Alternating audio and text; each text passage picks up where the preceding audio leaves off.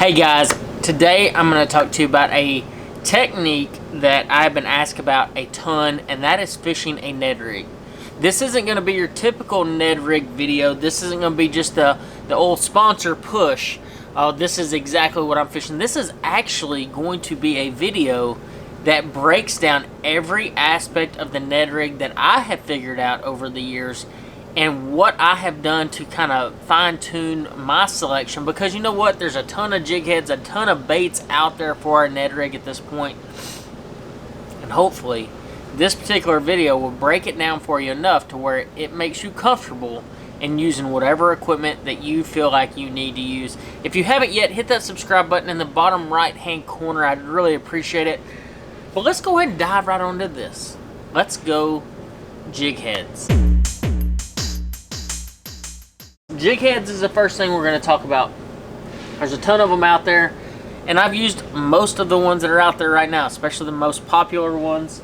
I've used anywhere from the actual TRD heads by Z-Man to the striking head to the original mushroom head, what they call the gopher head. I've used those. I've used the Outcast tackle ones.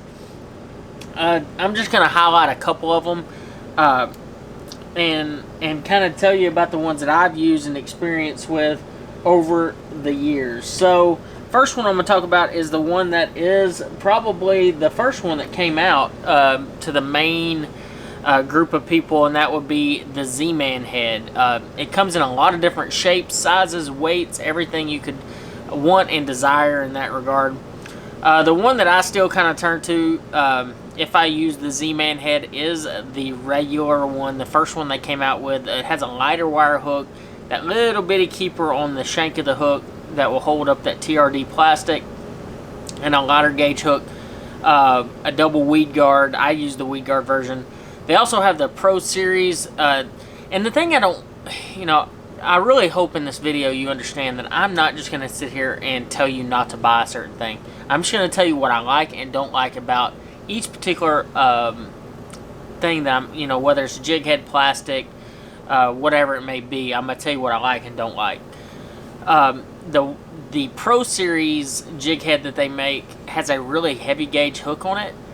Not the biggest fan of it. And it also has a lead little keeper, and I don't particularly like that either, and I'll explain to you why.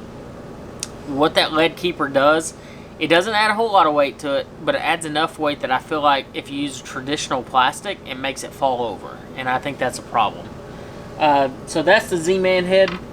Another one I'll talk about is the Jean LaRue head. The Jean LaRue head is one that I helped design a long time ago. Now it seems like forever ago, but it has a football style shape head, but it has a flat top so it'll stand. It uses a sickle style hook, which I think is extremely important on a Ned head. It keeps those fish pinned. You don't ever really lose any. The number one thing I always hear people complain about with round bend hooks is they tend to lose more fish on them. And they're always like, oh man, it didn't even seem like I had that fish hooked. Well, a lot of times it's that round bend. The sickle style is actually designed better for a lighter line. It has a single weed guard, but once again, just like the Z-Man head, it has a little piece of lead on the shank, and I feel like that makes that bait fall over from time to time. Which, when we break down plastics, I'll explain to you more about the whole plastic situation, but overall, if you're using traditional plastics, that lead on the shank, even light as it is, will make that bait fall over. Another one I've used is a Hayabusa. This is just a ball head. It has maybe a tiny little flat spot on the top. I wouldn't even call it a flat head though. I like the keeper on it. It has a double barb keeper, but a tiny, and I mean tiny hook. It's like a size 2 hook. If you look at it in comparison to others, I mean, it is just a itty bitty hook. I've caught a lot of fish on it, but it is one that it kind of scares me even when I throw it. It's just got such a small hook. It's got a strong hook. It's just a really small hook. The next one I'll talk about is the Rhino Head. It's by Picasso. The only thing I really like about this head is the fact that it has a double weed guard that's made out of titanium. I think that is a huge selling point of this jig head. That titanium weed guard, basically indestructible, and it always goes back to the exact same position no matter what you do with it. I think that's a huge selling point. I don't like the gauge of wire on the hook. I think when you're throwing lighter rods, lighter line, I think it has a little bit harder time hooking those fish as good as you want them to be hooked. You know, a 1.5 pound, 2 pounder, yeah, it's going to hook those fish fine. But when you get up to that larger fish, that 6, 8, 10 pounder, I know it's a more rare fish, but it does happen. And when you hook that fish or try to hook that fish on that heavier gauge wire, that hook does not penetrate that easily. And that's what I look at, is if I hook that fish of a lifetime, or that fish that I think is going to make a difference in a tournament, am I going to even actually get the hook set into that fish, and am I going to land that fish? When you get that heavier gauge wire, I think that hookup landing ratio is lessened dramatically with heavier gauge wires. The last one I'm going to talk about is the Strike King Ned Head. This is the tour grade Ned Head.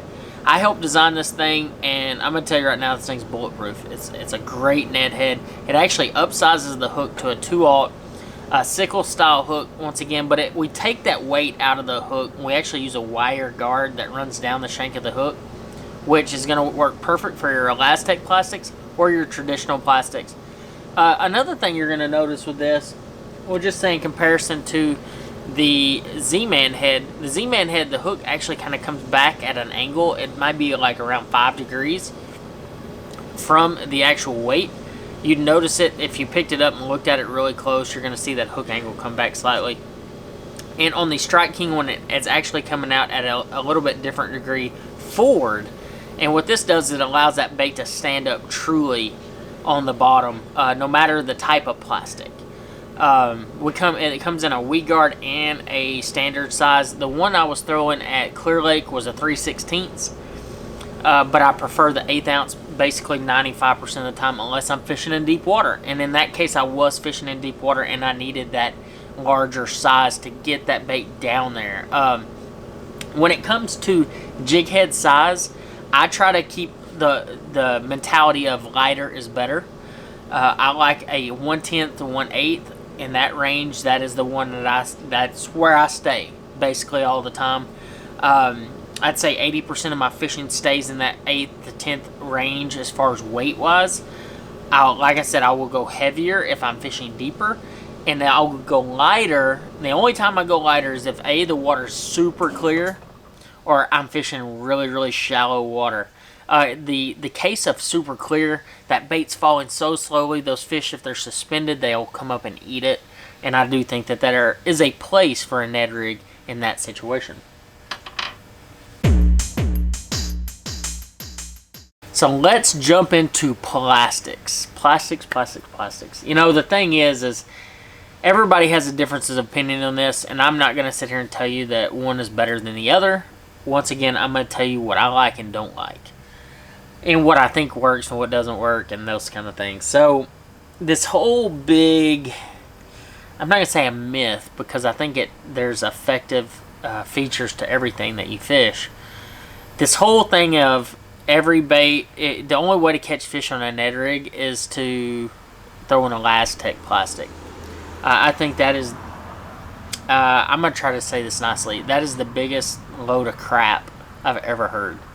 When I first started fishing a Ned rig, literally this has been 7 years ago, 8 years ago, 9 years ago. I mean, I was fishing it for a year or two before it hit the mainstream market. Ned Katie is a really good friend of mine, the creator of the Ned rig. He's been in my boat numerous times. At first, I kind of wrote it off as a small fish bait, and I quickly learned otherwise. The thing about plastics is, it's more about a profile than it is this bait has to stand up perfectly straight every time. Do I want the bait to rock when I pull it and make it stand and fall? Yeah. I've caught just as many fish cutting a Cinco, an Ocho, any type of stick bait in half and rigging it on a Ned rig. I'm just telling you, like, I've caught a million fish doing this technique. I don't know if it really matters, guys. I know that sounds like that's not what people want to hear, but that's the truth. I don't think it matters. I think you can fish a traditional plastic on there in comparison to an Elastec plastic. So we start talking about advantage. What does, we'll just say a Z-Man TRD, what advantage does it have? Okay. It has the Elastec appearance, okay? You can stretch it out, do all kinds of stuff with it, whatever. It doesn't tear up as easily. And as I say, as easily. It does tear up eventually. Like, it does.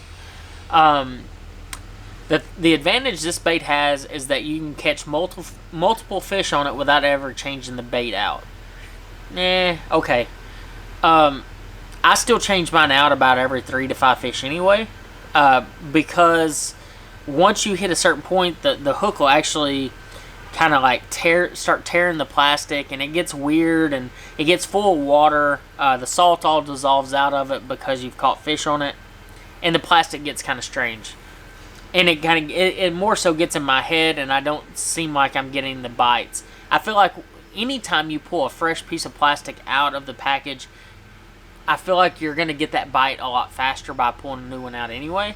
I've always felt that way throwing stick worms, any type of plastic, whether it's the natural scent that you have on the bait, or if you add scent for that matter. I mean, that's why you always have to reapply scent. I think as soon as you pull one out, it's got that fresh scent, it has that fresh salt, and you're more likely to get bit on that first few casts with that bait. So there's one. The other one I throw, obviously, is the Ned Ocho. The Ned Ocho is designed for Ned worming. It's a 3-inch bait. It's got some little concave ribs on the side. That's to catch air and water. So it kind of gives off some vibrations through the water. And it's always shaking. As you can tell, like I'm trying to hold this thing still, and it's just kind of shaking. And I mean, it's a very sturdy piece of plastic. I mean, I'm pulling on this thing really hard. I mean, it is made to catch a lot of fish. Will it tear up? Absolutely. You're going to tear this thing up after 1, 2 fish, maybe 3 fish, maybe 4 fish. I mean, I've had them last up to 4 fish. And I mean, but the thing is like that's all I needed to do. Honestly, all I needed to do is catch one. But the number one thing, and when I say number one, like I mean this, guys, like the number one thing that I think when I look at plastics, the number one thing that I want is to dye the tail on a Ned rig. Okay, so guys are gonna come at me and say, why do you need to dye the tail on a Ned rig? When you're in the South, you're not fishing around gobies 95% of the time. You're trying to imitate either A, a crawfish, or B, a brim, or a shad, C, a shad, you know, some type of bait fish. So you have color patterns that match these particular things. So in the case of a bluegill, if I'm trying to imitate a bluegill, and actually I feel like this is probably one of the best bluegill imitating baits out there, and that's actually what I'm always trying to imitate with this, is a bluegill. I want to dye this tail yellow, chartreuse. Well, that here lies a problem with the Z-Man plastic. You can't dye the tail on that Elastec plastic. It doesn't work. Dye doesn't work. Okay, so there is an issue for me. I can't dye the tail. And I'm just telling you from the beginning, I've dyed the tail, and I think it makes a huge difference. Like, I don't, maybe it's a mental thing, maybe it's a scent thing. I don't really know what it is, but it's a thing. And it makes a difference to me. And so your traditional style plastics, I can dye that tail. You know, there's a lot of other great ones out there. The Robo Worm makes a good one. It makes some pretty unique colors in it. I just throw the Strike King Ned, the Ned Ocho, because I just have confidence in it. I like the shape of it. It comes to the water nice. It stands up nice, and it catches a lot of fish. So 9 times out of 10, I'm just going to tell you right now, I pick up this, or I actually will cut an actual Ocho in half and just fish with it. And most of the time, the reason I do that is because I forgot my Ned rig box at the house. Case in point, when I was at Clear Lake the other day, I pull out a Ned rig, and of course I start catching some fish. Now granted, I ended up using a 4-inch Ocho in that. And that's another thing we're going to talk about, is upsizing your Ned worm. So when you're throwing a traditional Ned worm, so we'll just say, when I call a traditional Ned worm is a 3-inch bait. Okay, 2 3/4 to 3.5 inch bait. That's a traditional Ned worm size. That is the one that you, day in and day out, will go to the lake and catch you 50 fish, whatever, wherever you're at. Now, when I'm fishing a body of water that I feel like has larger than average fish, like a Clear Lake, a Gunnersville, a Chickamauga, a Sam Rayburn, any place that has a good population of 3 to 5 pound bass, I want to upsize that worm. And in that case, I'm going to go to like a 4-inch Ocho. I think that 4-inch bait, and this is a 4-inch TRD, that 4-inch bait just gives a bit more of a profile, a bigger profile. You're going to kind of eliminate those 8, 10, well, I say 8, 6, 8, 10-inch bass. And you're going to catch a ton of those on the 3-inch Ned Ocho. But it eliminates a lot more of those, and in a lot of cases, it gets you that extra big bite. And I think that's what you need when you start talking about those big fish fisheries. And so that's when I upsize that plastic. Once again, though, that TRD plastic, that Elastec plastic does not die, and I like to dye my tail. One thing about it, I don't care if I'm using the TRD, the Z-Man stuff, or the actual Strike King stuff, or anybody's plastics. The number one thing that I use is that right there, super glue. I just use it on all my jigs, my Thunder Crickets, my swim jigs. Any plastic that I'm attaching to a jig head, I use super glue. I use the gel. It's a lot less messy, but I just think it makes a huge difference. I don't care what plastic it is. It allows you to catch 1 to 2 extra fish every time you use that. And so I find that extremely effective. But, when I'm rigging this, rigging that plastic straight is just as important of what plastic you use and type of jig head. You want to rig that thing perfectly straight. And that's another advantage that Ned Ocho has. If you look at, say, a TRD, I don't know where it went. It disappeared on me. That's fantastic. It probably fell. Oh, yeah, it did fall. The TRD is perfectly round, okay? It is just a round stickworm bait. The Ned Ocho is actually, it has 8 sides. Case in point, Ocho. But it has a middle line running down the top portion of the bait. And it actually allows you to rig that thing perfectly straight every single time. So if you line up that hook with that line, you're going to get a straight bait on your Ned worm, which in turn gives you the right fall, and everything works exactly the way it's supposed to. It will stand up. Contrary to belief, there's other plastics out there that will stand up on a jig head. So when it comes to plastic colors, I try to keep it extremely basic. Most of you that have watched any of my videos, I try not to make things too complicated. I like to stay in certain shades, whether it's green pumpkin, watermelons, June bugs, blacks, or shag colors. I try to keep it fairly basic. When it comes to Ned rigs, it's really no different. I really like green pumpkin. Green pumpkin is my number 1 color. Dyeing that tail chartreuse, I think it makes a huge difference. Watermelon base, whether it's watermelon seed or watermelon red, I don't think it really matters, but sometimes they want that watermelon style color. In cases of shad, a more transparent shad is definitely better than a solid white most of the time, and that's what you're going to normally see on my boat, is a more transparent shad if I feel like that's what they're eating. The outlier sometimes, and this is where I was talking about they eat crawfish from time to time, is actually a Ned worm color, or Ned Ocho color, called Bama Craw. And it's a green pumpkin with an orange belly. If they're eating crawfish early in the year, this is a great Ned worm color. You'll catch a lot of fish on this color. So basically that's my setup on color. So now let's talk about gear. Gear is an extremely important aspect of the Ned rig game. I don't just go out there with just any rod and reel, any size line, any jig head, any plastic, and expect to have good results. And I think that is an important aspect of this, because I'm breaking down everything, guys. I'm breaking down this so when you go to the lake, there's no guessing involved. You can go with confidence, rig this thing up, and catch bass on it. So when I'm fishing the traditional Ned rig, remember, the traditional Ned rig would be like the Ned Ocho or the TRD, that 3-inch plastic, that lighter jig head. I'm using one rod and reel combo.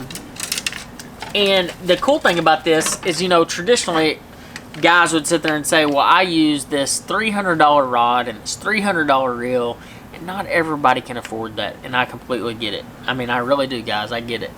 The one I'm going to tell you that I recommend is a 611 or 610 medium extra fast rod. This is a Pro TI rod. This is an expensive rod. This is the highest end rod that Lew's makes. I like this because it's extremely sensitive. It has a higher modulus graphite, okay? Now, with that being said, I helped design a rod a few years ago called a Dock Sniper. It's in the Mach speed stick. It's in a lot of different rod series of the Lew's lineup. And the thing about the Dock Sniper, it's a 611 medium extra fast. So you hear some similarities there. 611 medium extra fast action. This thing has a lot of tip, but a ton of backbone. So this is the perfect Ned rig rod. This is the same rod that I used to win Lake Cherokee last year, throwing a Ned rig.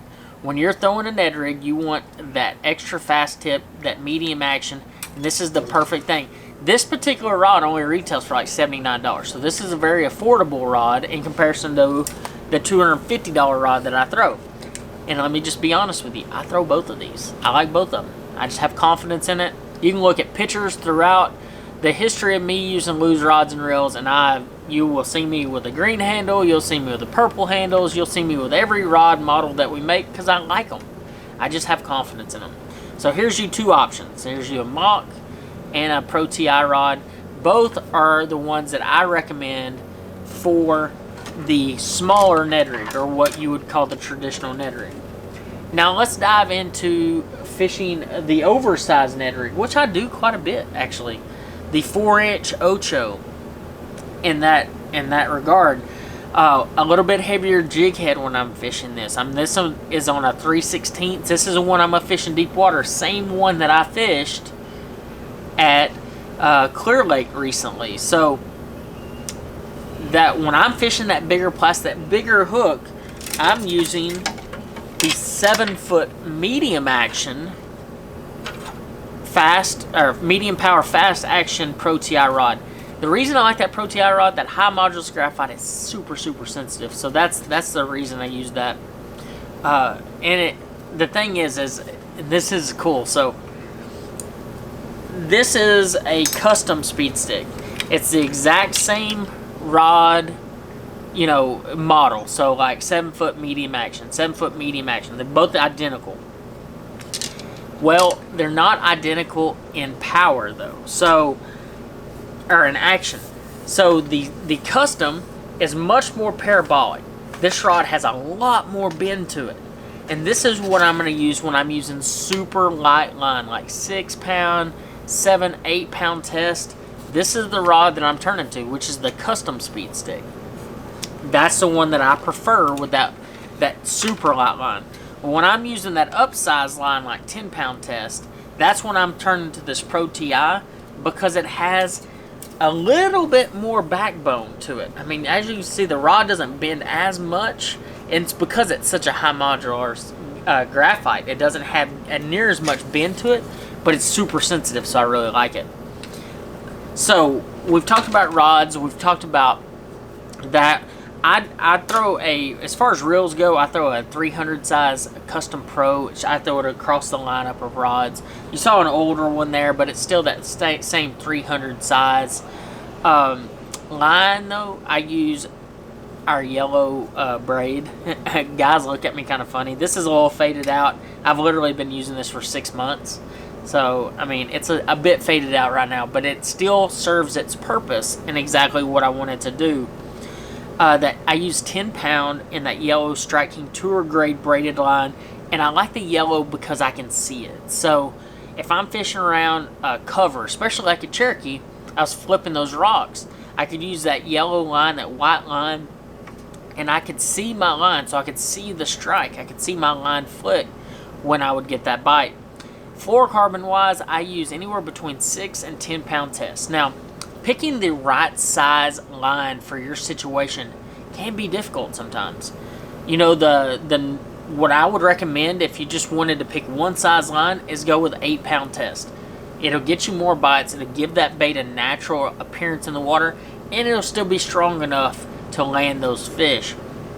If I'm on a place that has larger than average fish, like your Clear Lakes, your Rayburns, and the water's not too terribly clear, I will go to 10 pound fluorocarbon with that 10 pound braid, and I have no issues landing fish. I think you can catch just about anything and everything you want to catch with those lines. Now, if it gets clear, and then the summertime, especially right now, the water tends to clear up from time to time, that's actually when I will go to a lighter line, like a 6 pound test on that braid to fluorocarbon. Set up that Strike King 6 pound test, tour grade fluorocarbon. I just like light line. I've always been a light line guy. Probably in some cases way too light for the situation I'm fishing, but I don't know. Like, it's just the way I fish. I think, anyway, it's not even I think. I know that lighter line gives your bait a different action in the water, and in cases when you have clear water, it definitely makes a difference on bites. It gives you a different appearance in the water. It doesn't make as much noise coming through the water, and you land and get more of those bites. So guys, that wraps up our Ned rig video and everything that you should know or need to know when it comes to picking out your equipment for the next time you go out there. I hope that this particular segment of my Ned rig video helps you get in tune to the right jig heads, plastics, and gear that you're going to need the next time you hit the water. Thank you again, guys, for watching this video. Make sure you check out next week's video, which I really have a good feeling about, and I think you're going to enjoy. Thank you again, and I'll see you on the water.